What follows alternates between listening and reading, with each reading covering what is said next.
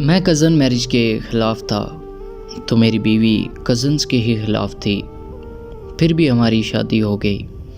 ایسا نہیں ہے کہ ہماری محبت کی شادی تھی، بلکہ سچ تو یہ ہے کہ ضد کی شادی تھی، نفرت کی شادی تھی، غصے کی شادی تھی، انتقام کی شادی تھی۔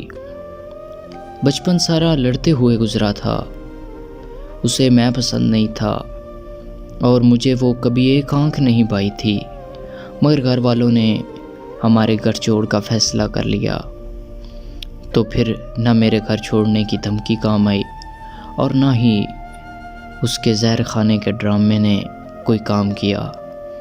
شادی کی رات وہ پلنگ پر گھونگھٹ پھیلائے میری منتظر بھی نہ تھی۔ جب میں کمرے میں داخل ہوا تو دل ہی دل میں اس کی گردن مروڑنے اور اسے قتل کر ڈالنے کے کئی ارادے بنا کے رد کر چکا تھا، اور وہ چائے نماز پر بیٹھی ہچکیاں لے رہی تھی، شاید رو رہی تھی۔ تب میں نے جانا کہ مجبور صرف میں نہیں تھا، وہ مجھ سے زیادہ مجبور تھی۔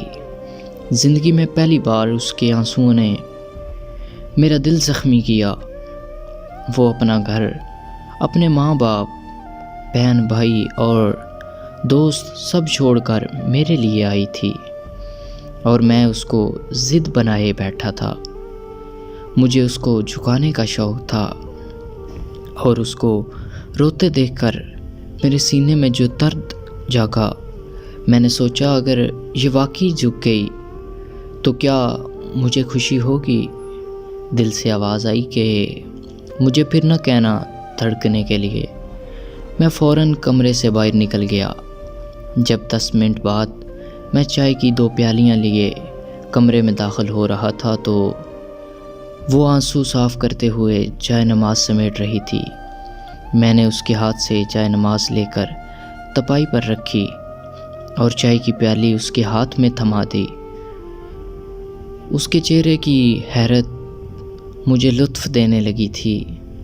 میں نے مسکرا کر پوچھا، کیا چائے کی پیالی اتنی طاقتور ہے کہ بچپن کے دشمن دوست بن جائیں؟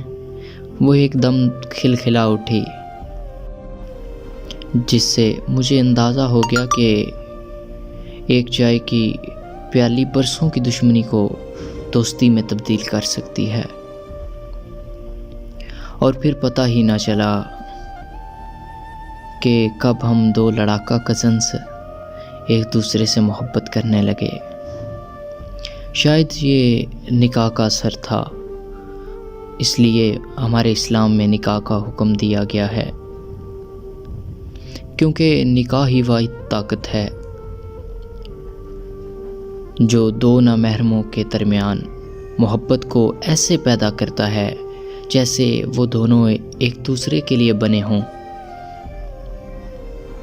اور ایک دوسرے کے بنا رہنا مشکل ہو جاتا ہے۔